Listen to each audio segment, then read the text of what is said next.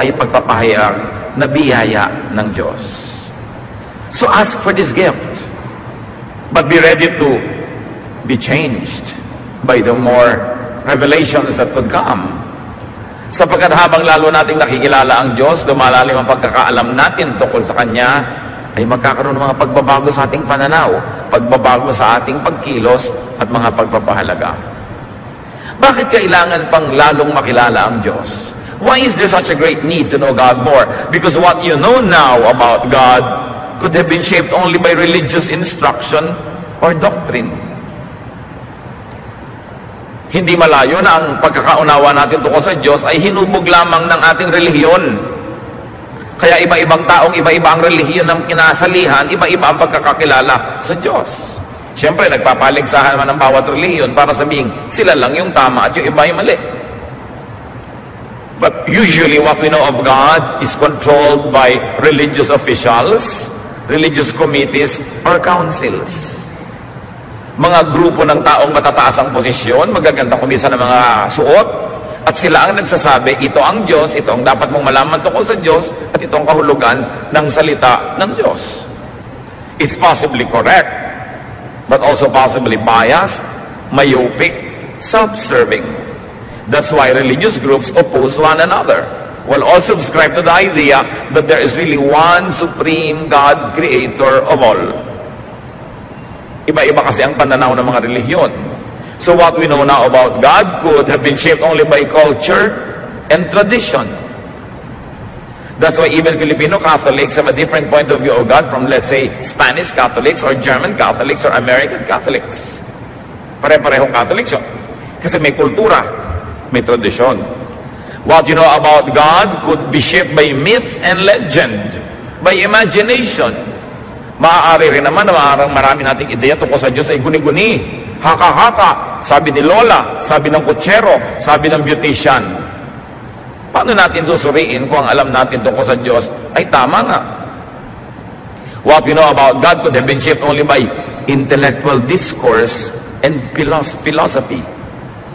Marami naman talagang pinisikap nilang unawain ng Diyos sa pamamagitan ng filosofiya. Pag-unawa, pagsaliksik, pag-aaral ng bawat salita sa Biblia at pinagmulan nito, ano ang kahulugan ng mga salitang ito, etc., etc. Mahalaga ang lahat ng binanggit natin, pero hindi yun sapat. Because understanding God through intellectual discourse and philosophy could be putting God inside man's brain. And the brain is a very small box. Kung iaasa lang natin ang pagkakilala natin sa Diyos sa kayang unawain ng utak, alam naman natin makitid ang utak ng tao. Mababaw ang utak natin, so paano ito dadaanan ng lahat ng dakilang karunungan tungkol sa Diyos kung ito mismo ay makitid? We know that the human mind could be very limited. So how could this very limited channel fully access the divine? Paano maaaring dumaan mula sa makitid na utak ng tao ang lahat ng malawak na karunungan tungkol sa Diyos at karunungan ng Diyos? At paano natin mababatid, mauunawa ito samantalang napakalimitado ng ating alam? Kahit mga college graduates, wala pa yatang 10% ang pinag-aralan doon ang natatandaan. Yung pang hindi nag-aral, yung pang hindi hasa, yung hindi bihasa, ano pang alam nun? Kaya mga taong mayayabang, nagdudunong-dunungan, ay yung mga tao talagang mangmang. Kasi ang tunay na marunong, ang alam niya, wala siyang alam. Compared sa dapat kanyang malaman. What we know about God could have been shaped by all what we have mentioned or a salad of these things. Nagkahalo-halo na, naging bulang lang ang pagkakaalam natin tungkol sa Diyos. Kaya litong-lito ang mga tao. What you know about God could be partially right and partially wrong. Or it could be horribly wrong. Tulad ng puna ng Panginoong Jesus sa mga relihiyoso sa kanyang panahon. Matthew 22:29, Jesus answered, "You are completely wrong. You don't know what the scriptures teach, and you don't know anything about the power of God." Sino ang kausap niya? The religious leaders of Israel. If Jesus would say that the religious leaders of Israel were completely wrong, that they don't know what the scriptures teach, and they don't know anything about the power of God, well, they have devoted their entire lives to religion, what else could be said of people who devote less energy to knowing God? Sila na yun, tayo pa kaya? Mahalagang patuloy na saliksikin kung sino ang Diyos, ano ang kanyang kalooban, at ano ang kanyang katuruan. Meanwhile, ang sabi sa Ephesians 1:17 na binasa natin sa pasimula, the spirit of wisdom enables a person to know God better. Sino daw ang tunay na makakapagturo tungkol sa Diyos? Ang Espiritu. Ang Espiritu ng karunungan na ipinagkakaloob. That is why the gift of God through Jesus is the Holy Spirit. Because God wanted to be revealed through Jesus.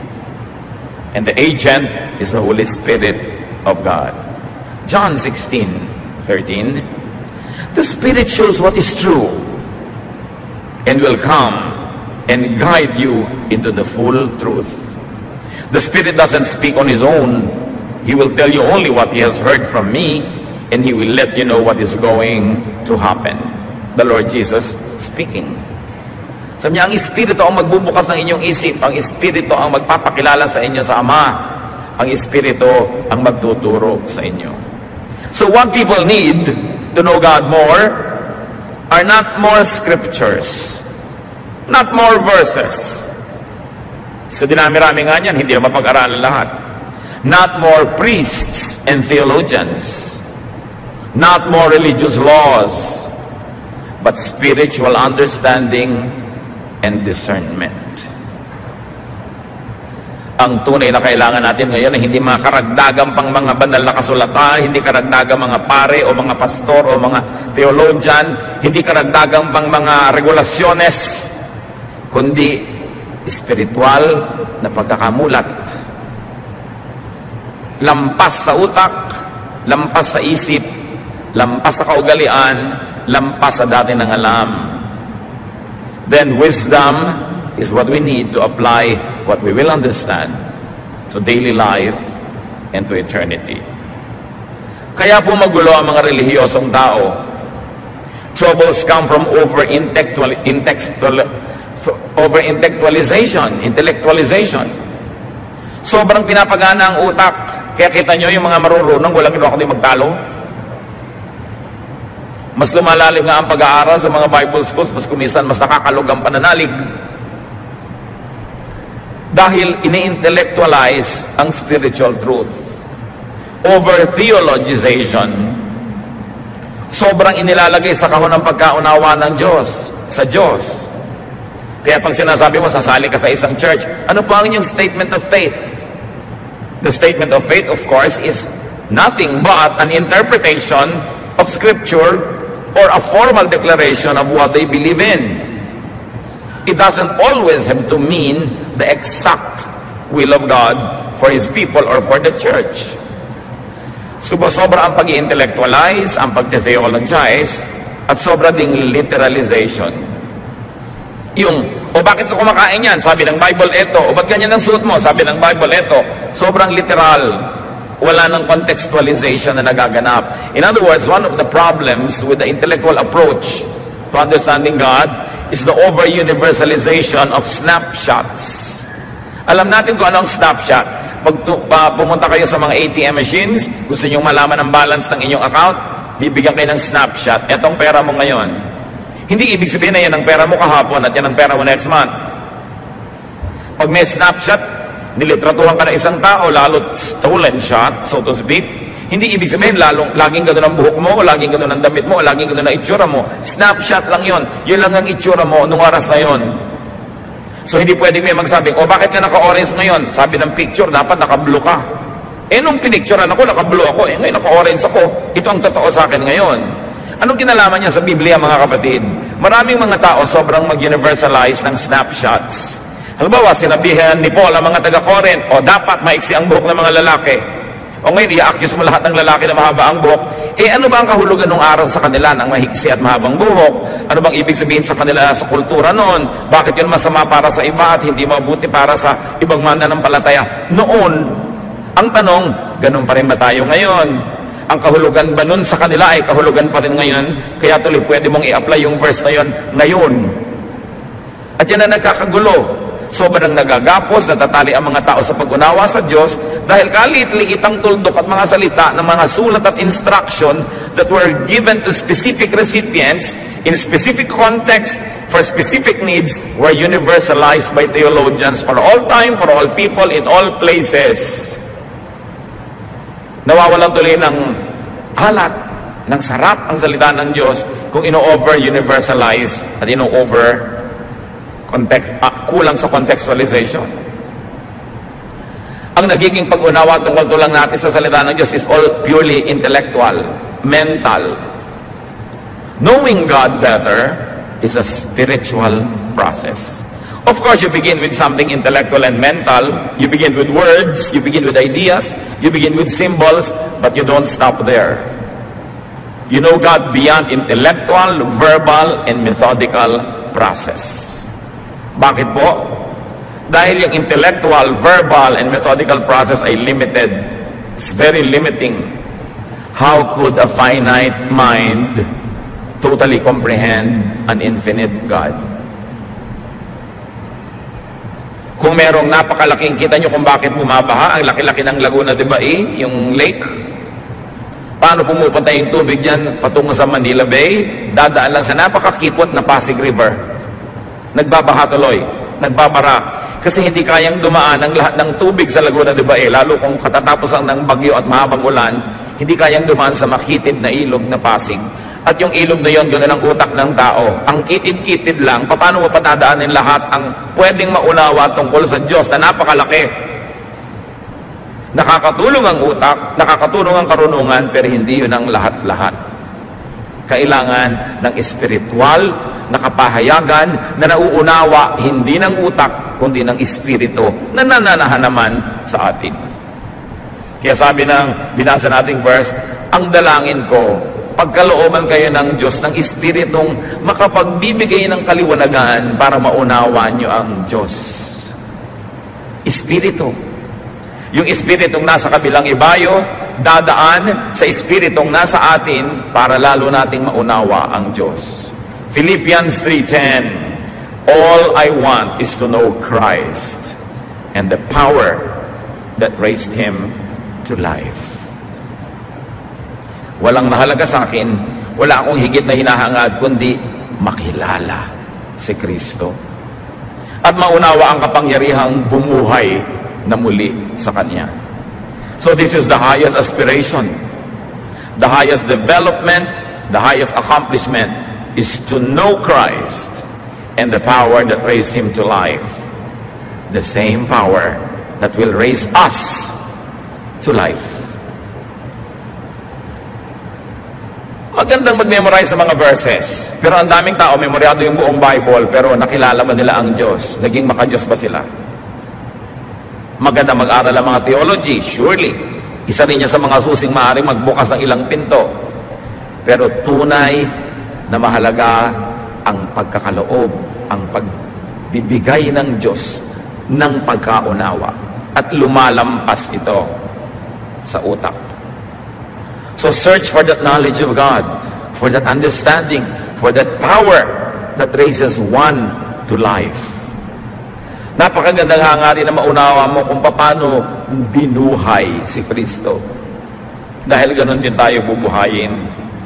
So hindi lamang mga theological decorations, theological knickknacks that lead not to life but often to quarrels.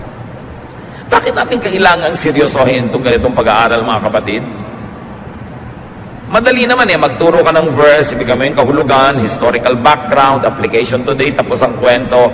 Pero hindi lang dapat dinadaan sa mga gano'n ng pag-unawa sa Diyos. Dapat magbukas pa tayo ng ibang channels. At pwede yan sabay-sabay na bukas because we were fearfully and wonderfully made. There is so much more to know about God beyond what we hear and what we see in verses. So know God spiritually. How do you do that? Through prayer and meditation on your own. Dapat nating sariwain, balikan at buhayin yung personal na pakikipagniig sa Diyos. Yung wala kang sinasabi, nananahimik ka lang, hinahayaan mo lang kausapin ka ng Espiritu.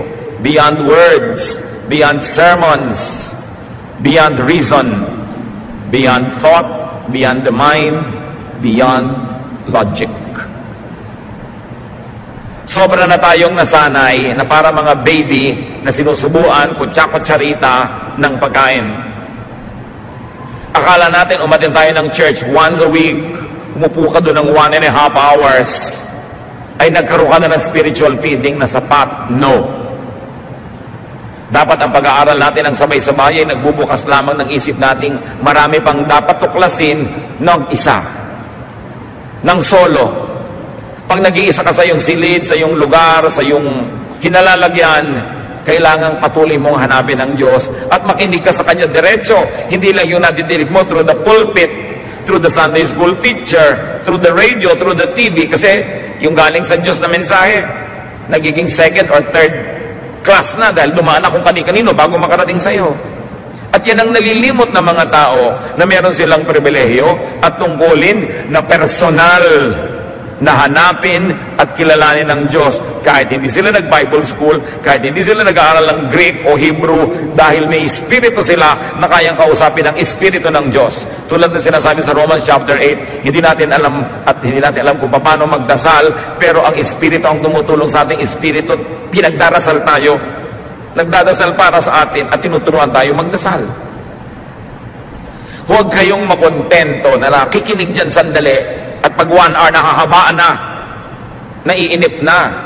Walang mararating ang pagkakilala natin sa Diyos na walang hanggan kung napakalimitado ng ating ibinibigay na panahon para siya pakinggan. At nadidinig ang Diyos, hindi lang sa pamamagitan ng bibig ng mga mangangaral dahil kaya kang kausapin ng Diyos ng diretsahan. This is something that the church will not always want to teach the people, because the church people would always like to be in the center of God's economy, to be forever important, to stand between the people and between God. But I'm telling you that God wants a fellowship with you personally, directly. That the fellowshipping of God with you through the church, through the institutions, through teachers, is only one of the many ways that you can be with God.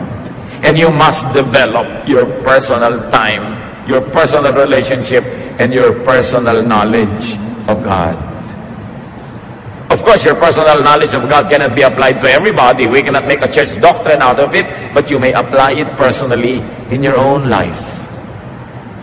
Bawat tao ay unique. Bawat tao ay may personal na pakikitungo ang Diyos. Hindi uniforme ang pakikitungo niya sa bawat isa. Kaya dapat tayong makadevelop ng ganong bagay. Yang mga karunungan, yung mga theology, yung mga sermon, these are mental constructs, and they could become filters, molds, obstacles even, limits, and hindrances in understanding the divine. Kaya nakikita nyo ang mga tao kuminsan, pagka nakinig kay Speaker A, nagiging korteng A ang utak. Pag tagasunod ni Speaker B ang utak. Kaya nagbabangay-bangayan, pero alam nyo, there's only one God. It helps that some people who are trained, who study more, who devote more time to understanding Scripture, are able to minister to us, who devote less time. But these are not the only ways that God can teach us. Tungkulin natin sa ating sariling magkaroon ng diretsahan, tuwiran, at personal na pakikipagtalastasan sa Diyos. Madalas, kung hindi maingat ang speaker, at kung hindi maingat ang listener, nai-influensya lang tayo ng kanilang mga biases, ng kanilang mga agenda sa buhay, at nagiging tayong mga pawns in cruel chess games by the religious. Mahalaga bungkalin ang personal na relasyon sa Diyos. We get limited by our brain. We get limited by our minds and by our thoughts, and sometimes we can get limited by our own church. Kaya imbes na naging committed to God, ay committed ang utak.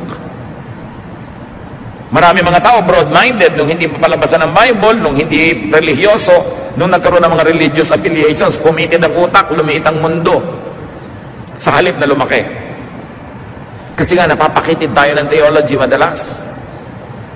Human thought does not always correspond with divine truth. Hindi laging sang-ayon at katumbas ng iniisip ng tao ang iniisip ng Diyos. Human thought can never correspond completely with God's truth. Isaiah 55, 8-9, the Lord says, "My thoughts and my ways are not like yours. Just as the heavens are higher than the earth, my thoughts and my ways are higher than yours." Ang iniisip ko ay hindi katulad ng iniisip nyo, sabi ng Diyos. Ang aking pag-iisip, ang aking mga pamamaraan ay higit na mataas kaysa sa inyo, tulad ng kung gaano kataas ang langit mula sa lupa. Kung ganon, sino ang maglalakas ng loob at magyayabang para sabihin, lubos na nauunawa ko ang Diyos, ito ang tungkol sa Diyos, ito lang ang totoo tungkol sa Kanya, kaya makinig kayo sa akin. We can always attempt. Sometimes we hit, sometimes we miss. But nobody should be so self-righteous and so blinded as to think that he fully understands the divine and that he is the only channel of wisdom about the divine through whom people can learn.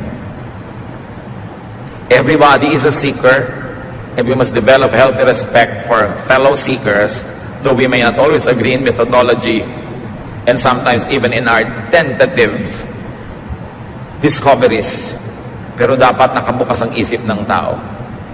2 Peter 3:8, dear friends, don't forget that for the Lord 1 day is the same as 1,000 years, and 1,000 years is the same as 1 day.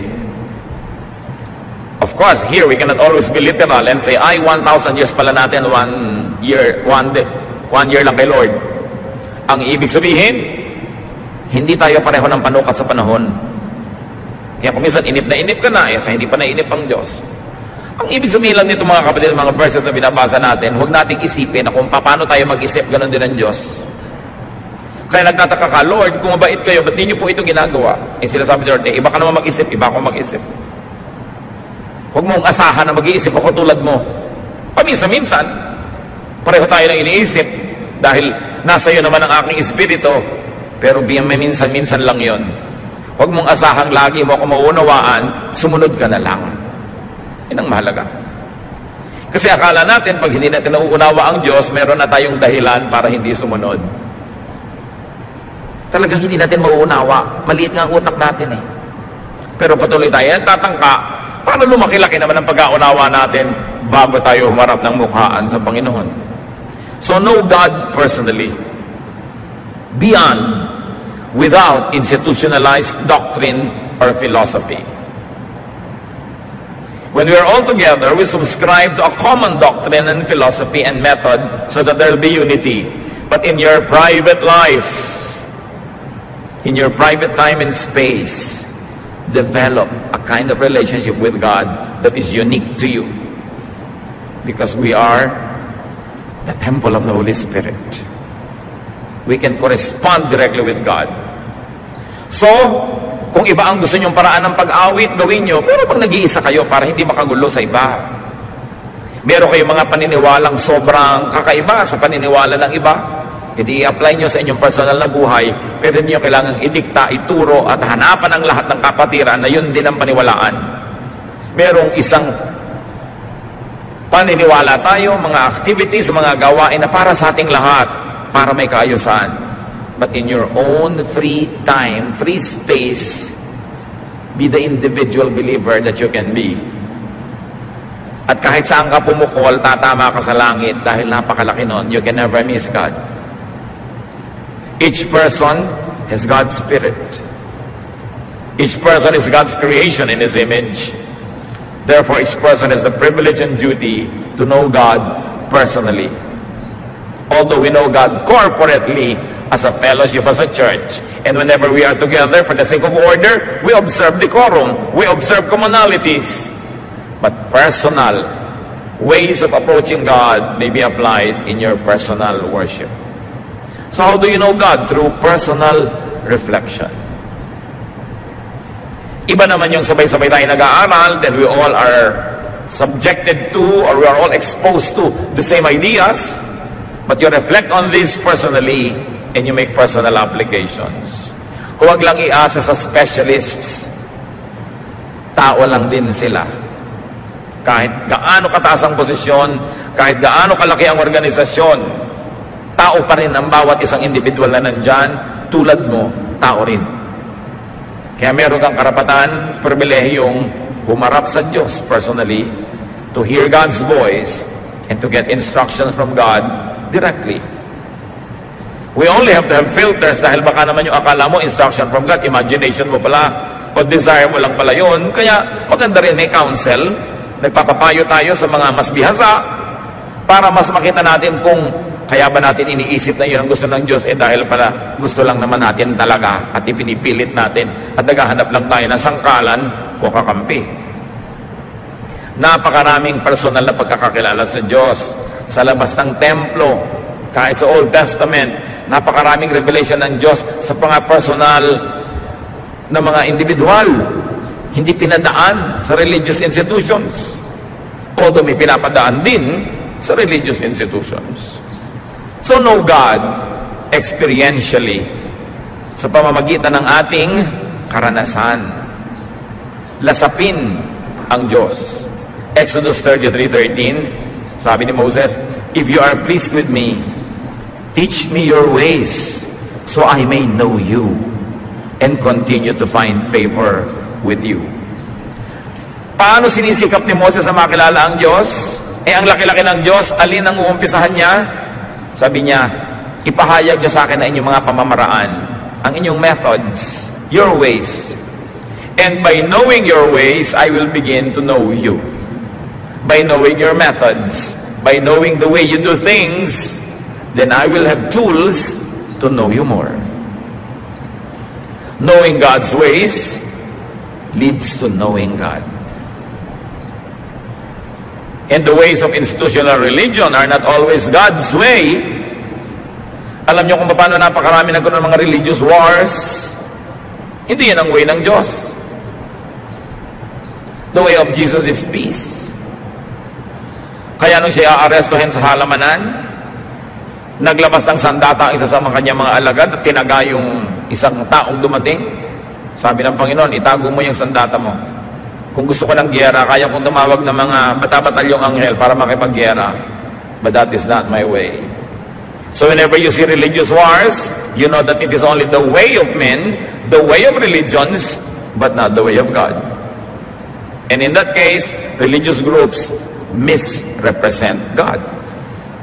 Kaya kailangan nakikita natin yon. Know God through His dealings with you and others. Alam nyo ba na kung bubuksan nyo lang mga kapatid ang inyong mata at tainga, be observant, makikilala nyo ang Diyos kung paano siya sumasagot sa inyong mga dalangin. Kasi lagi siyang sumasagot. Yes, no, later, sagot yon. Kung paano siya nagpapahayag sa pamamagitan ng mga mumunting mga himala na hindi nyo napapansin.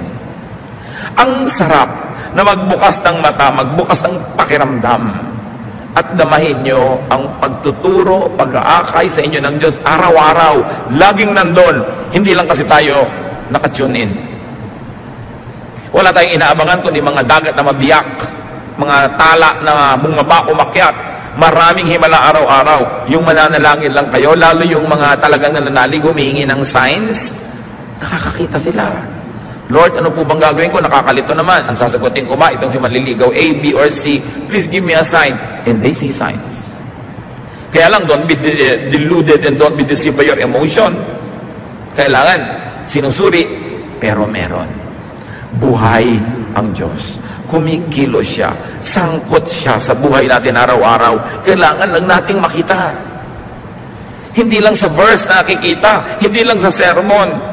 Araw-araw. Kasi kasangkot siya at mahal niya tayo. Observe. Know God through the way God moves in your life.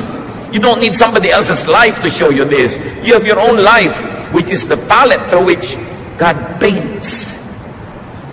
Parang isang tanghala ng ating sariling buhay na doon nakikita ang performance ng Diyos. Kailangan lang nating magbukas ng pananaw. God can be experienced.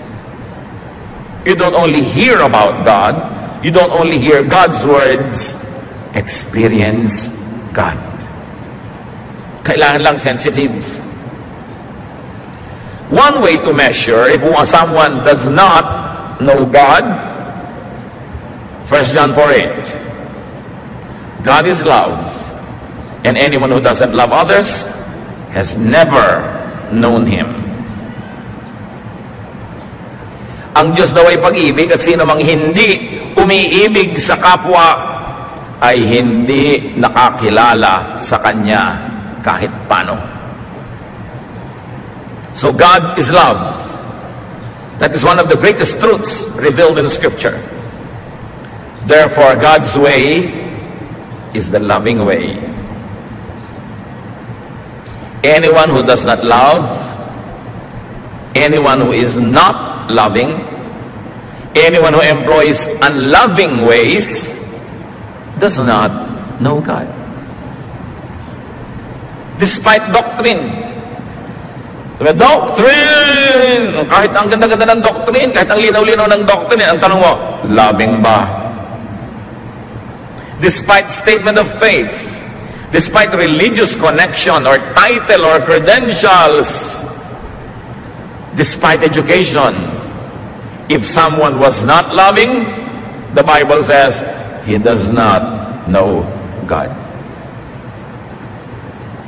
Kahit mataas ang ranggo, mataas ang pinag-aralan, pero kung hindi maibigin sa kapwa, hindi raw nun kilala ang Diyos. He could believe in God, no doubt. He could be religious. But still, he does not know God. So sinusuri mo ang tao, paano ka maniniwala sa kanya, paano ka susunod, hindi dahil sa kaistriktuhan, hindi dahil sa karunungan, hindi dahil sa title, kundi maibigin ba? Ang pamamaraan ba niya ay maibigin o malupit? Ang pamamaraan ba niya ay mabait o hindi mabait? Ang pamamaraan ba niya ay matulungin o pabaya? Sabi, doon mo makikilala kung talagang nakakakilala sa Diyos. Pag-ibig ang pinakadakila sa lahat. More than doctrine, more than theology, more than statement of faith, is love. 1 Corinthians 13:13. For now, there are faith, hope, and love.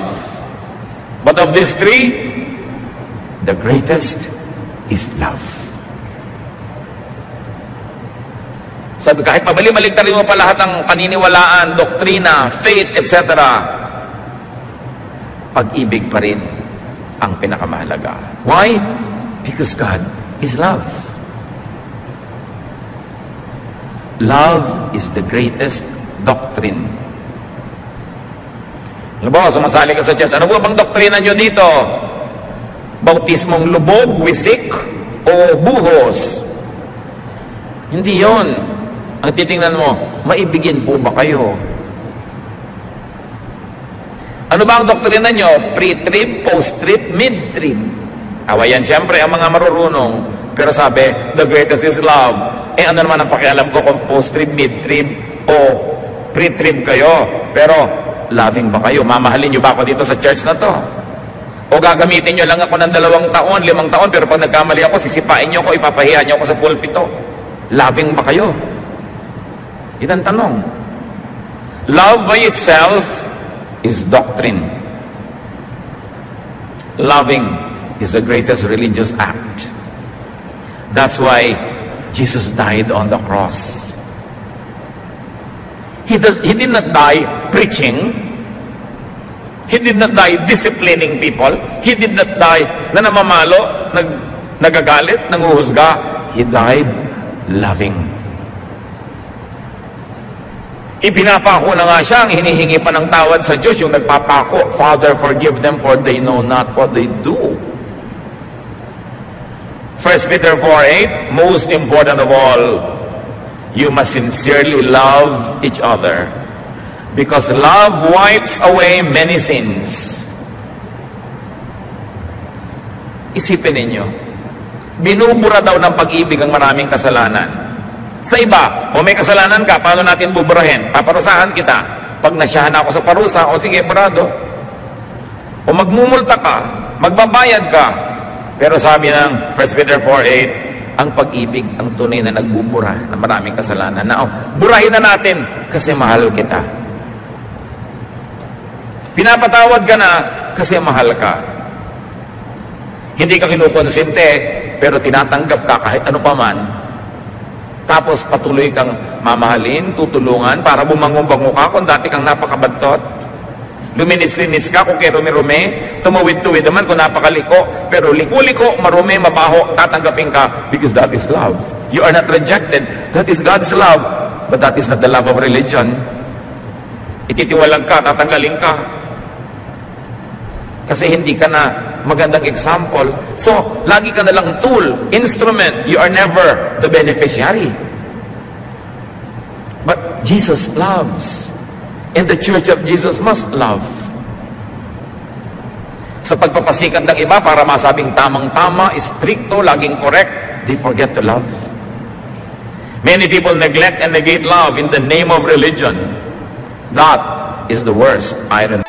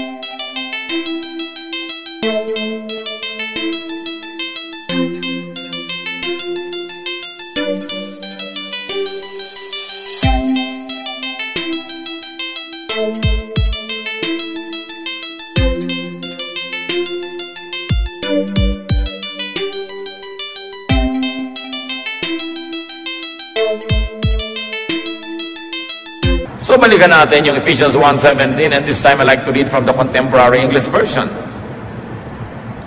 I ask the glorious Father and God of our Lord Jesus Christ to give you His Spirit.